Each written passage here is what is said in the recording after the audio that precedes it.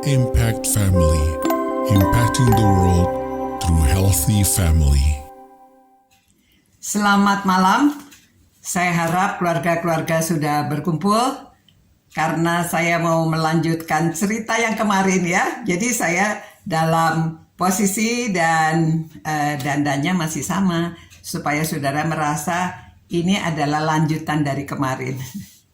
Saya tidak enak kalau terlalu panjang, khawatir saudara sibuk, jadi singkat saja yang ceritanya.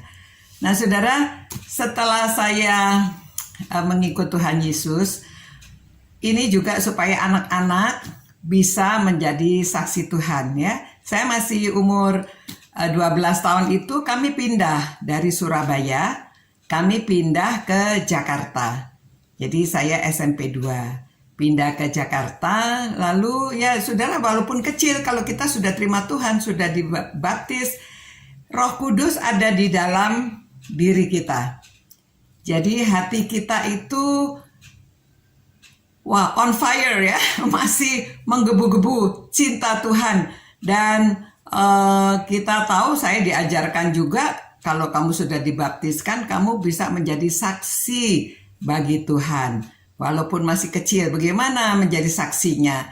Jadi waktu saya di Jakarta, saya tinggal di Mangga Besar, gerejanya Kalvari yang dekat. Ya memang waktu itu baru ada satu gereja baptis, gereja Kalvari. Nah waktu mau ke gereja itu agak jauh. Waktu itu masih naik beca ya, kami nggak punya mobil. Naik beca atau sepeda, wah jauh ya. Kalau sekarang dilihat tidak terlalu jauh, tapi waktu saya masih kecil perasaan jauh. Jadi tidak bisa sering ke gereja seperti waktu saya masih di Surabaya. Nah, lalu hati saya berpikir saya tinggal di Mangga Besar, di depannya itu ada gang Dwi Warna, ada gang apa saya lupa, ada 2 gang yang besar dan anak-anak banyak. Waktu itu belum KB ya, jadi anak-anak tuh banyak. Saya timbul pikiran kalau dulu saya ke sekolah minggu di rumah misionaris, di rumah. Maka saya pikir di rumah saya juga bisa ya.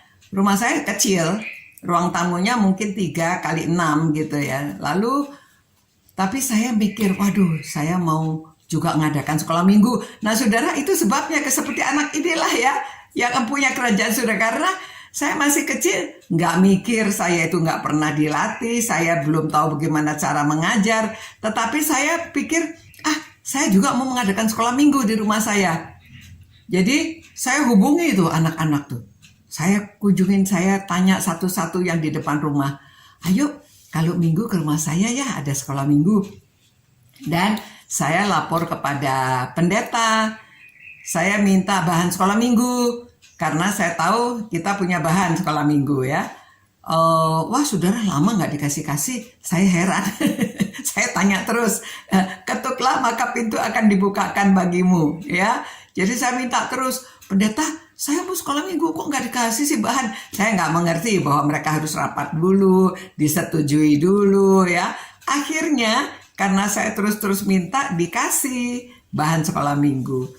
Nah, karena dikasih bahan sekolah minggu, saya bisa mulai lalu dengan siapnya pensil berwarna ya. Jadi bahan sekolah minggu sudah ada. Saya undangin anak-anak itu datang ke rumah saya.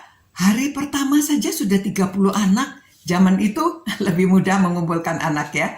Sudah 30 anak yang berkumpul. Wah saya ajari nyanyi, saya ayat hafalan, lalu bercerita, mengikuti petunjuk yang di lembaran sekolah minggu itu. Tapi ya Roh Kudus yang bekerja, Tuhan yang bekerja. Anak-anak itu setiap minggu datang. Semakin hari makin banyak. Dari gereja juga mengutus Ibu Dorcas dan Ibu Evelyn Schwartz untuk meninjau sekolah minggu yang di rumah saya. Oh mereka waktu lihat, iya benar anaknya banyak. Ada 30 sampai 40, makin banyak ya. Jadi nah karena ada misionaris Evelyn Schwartz itu mengerti tentang sekolah minggu, jadi dia mengatakan, wah ini anak-anaknya ada yang kecil, ada yang besar, harus dibagi 2. Saya menurut saja, akhirnya dibagi 2, yang besar-besar Ibu Swartz yang mengajar di garasi ya, rumah saya seperti ada garasinya gitu. Jadi ditaruh di belakang rumah, masih tanah saudara. Tapi ya anak-anak senang saja. Jadi semakin hari semakin banyak. Pada waktu hari Natal, meludak sampai ke depan-depan. Yang hadir bisa sampai 80. Waduh saudara, saya itu ingat terus jumlah-jumlahnya karena saya sangat berkesan. Dan ternyata Tuhan bisa pakai anak-anak loh. Ya, saya waktu itu masih 13 tahun. Sudah mulai sekolah minggu dan apa adanya. Anak itu apa adanya. Tidak berpikir, tidak khawatir. Jadi lakukan saja apa yang bisa dilakukan. Ternyata Tuhan memberkati. Ya, nanti saya ceritakan lagi bagaimana dari sekolah minggu itu berkembang ya, sampai ada orang yang mengikuti teladan ini. Jadi keturunan-turunan lagi ya. Nah, supaya saudara tahu bahwa firman Tuhan itu hidup. Ya, firman-Mu adalah pelita bagi kakiku dan terang pada jalanku. Jadi karena itu saya terus menceritakan tentang kasih Tuhan. Dan saya mengajak saudara juga tetap mengasihi firman-Nya, merenungkan firman-Nya setiap malam, agar Tuhan memberkati, memberi damai sejahtera pada saudara-saudara, pada keluarga-keluarga yang suka merenungkan firman-Nya.